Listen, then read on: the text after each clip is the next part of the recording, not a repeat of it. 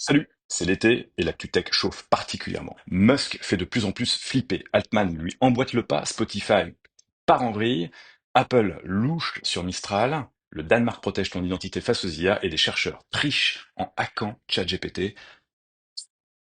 Prends le temps d'un café, je te résume tout. Bienvenue dans Texpresso. Musk annonce que son IA Grok 4 est, je cite, capable de raisonner à des niveaux surhumains. Elle pourrait, je cite toujours, découvrir une nouvelle physique d'ici un an. Résultat, l'armée américaine signe un contrat avec lui.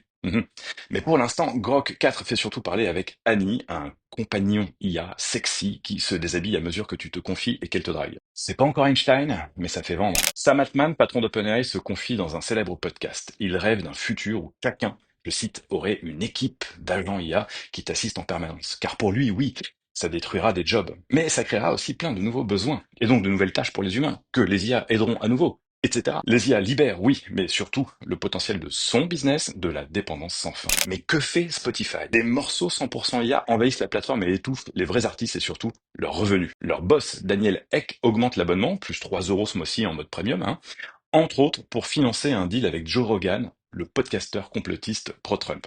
Et il investit 600 millions dans une start-up d'IA et de drones militaires. On aimait jusque-là cette tech européenne, mais... Et dire que la musique est censée adoucir les mœurs. Apple pourrait racheter Mistral pour 6 milliards de dollars. C'est Bloomberg qui le dit en tout cas, c'est ni confirmé ni démenti pour le moment, mais si c'était vrai, ce serait un réel coup de poignard pour la souveraineté européenne et française en matière d'IA. Heureusement, le Danemark relève le niveau et propose une loi pionnière sur ce qu'ils appellent la souveraineté cognitive. Ton visage, ta voix, c'est ton identité et il faudrait donc la protéger comme une œuvre. L'objectif, c'est tout simplement d'interdire l'exploitation de ton image par les IA sans ton consentement. Respect.